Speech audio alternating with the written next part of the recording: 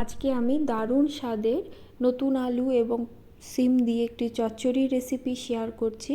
এই রেসিপিটি আপনারা ভাত, রুটি, পরোটা সব কিছুর সঙ্গে খেতে পারবেন। ভিডিওটি শুরু করার আগে একটি অনুরোধ, ভিডিওটি ভালো লাগলে লাইক কমেন্ট করবেন এবং সাবস্ক্রাইব করে পাশে থাকবেন। সিম আলু চচ্চড়ি করার জন্য আমি বেশ কিছুটা সিম ভালো করে ধুয়ে নিয়েছি। সিমগুলো কিন্তু একটু কচি কচি নিতে হবে। এবার মাথার যে দুটো শক্ত অংশ থাকে সেটা ফেলে দেবো এবং আঁশটাকেও আলাদা করে নেব। এবার সিমগুলোকে আমি একটু ছোট ছোট করে আরভাবে কেটে নিয়েছি। আপনারা আপনাদের পছন্দ অনুসারে শেপ করে নেবেন। এছাড়াও নিয়েছি দুটো আলু, আমি এখানে নতুন আলু ব্যবহার করছি, আপনারা চাইলে পুরনো আলু ব্যবহার করতে পারেন।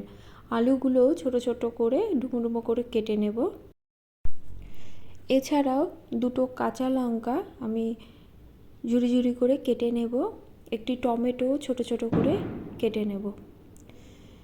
রান্নাটি করার জন্য কড়া বসিয়ে দেব, দিয়ে দেব সর্ষের তেল। রান্নাটি আমি সর্ষের তেলে করছি, আপনারা চাইলে সাদা তেলেও করতে পারেন, তবে সর্ষের তেলে রান্নাটি ভালো হয়। তেলটা গরম হলে ফোড়নে দেব তেজপাতা, শুকনো লঙ্কা, গোটা জিরে, অল্প মৌরি, সর্ষে আর দেব জোয়ান। ফোড়নটা একটু সাঁতলে নেব। ফোড়নটা সাঁতলে নিয়ে আমি এর মধ্যে 1 চামচের মতো গ্রেট করে রাখা আদা দিয়ে দেব আর চপ করে রাখা কাঁচা লঙ্কাটাও দিয়ে দেব। 30 সেকেন্ডের মতো নেড়ে নেব। নেড়ে নিয়ে ডুমো করে কেটে রাখা আলুটা আমি দিয়ে দেব। আলুটা দিয়ে একটু ভেজে নেব। একটু গ্যাসের ফ্লেমটা লোতে করে দিয়ে ধীরে ধীরে ভাজবো, এতে আলুটা কিন্তু সেদ্ধ হয়ে আসবে।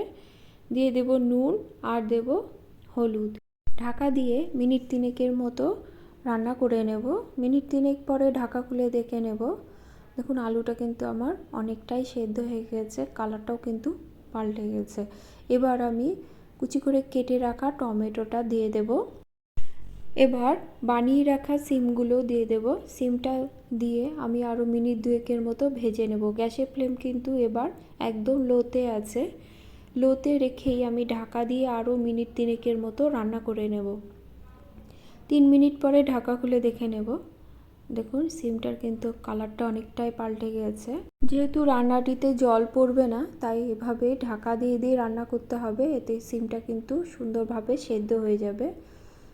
মিনিট খানেক আমি নেড়ে নিয়ে আমি এর মধ্যে কিছু মশলা যোগ করব। দিয়ে দেব ছোটো চামচের 1 চামচ ধনে গুঁড়ো, 1 চামচ জিরে গুঁড়ো, হাফ চামচ লঙ্কার গুঁড়ো। ঝালটা কী পরিমাণ খান সেই হিসাবে কিন্তু লঙ্কার গুঁড়োটা ব্যবহার করবেন। আমি যেহেতু প্রথমে নুন দিয়েছিলাম, তাই এখন আমি অল্প পরিমাণে নুন দিলাম। মশলাটা দিয়ে আরও মিনিট 2 মতো আমি কিন্তু সবজির সঙ্গে ভেজে নেব। আপনাদের যদি খুব শুকনো মনে হয় তাহলে অল্প করে জলের ছিটা দিয়ে দিয়ে ভাজতে পারেন। অল্প চিনিও যোগ করব, এতে টেস্টটা কিন্তু ব্যালেন্স হয়। আমি অল্প জলের ছিটা দিয়ে আমি আরও মিনিট 2 মতো ঢাকা দিয়ে রেখে দেব। 2 মিনিট পরে ঢাকা খুলে দেখে নেব। দেখুন কালারটা কিন্তু আমার অনেকটাই পরিবর্তন হয়েছে আর আলু এবং সিম সব কিছু কিন্তু সুন্দরভাবে সেদ্ধ হয়ে গেছে। এবার আমি এর মধ্যে দিয়ে দেব ভেজে রাখা বাদাম। বাদামটা আমি ভেজে নিয়ে একটু গুঁড়ো করে নিয়েছি। এই বাদাম গুঁড়োটা দিলে এই আলু সিমের চচ্চড়িটা এতটাই টেস্ট হয় বলে বোঝাতে পারবো না, আপনারা একবার ট্রাই করবেন।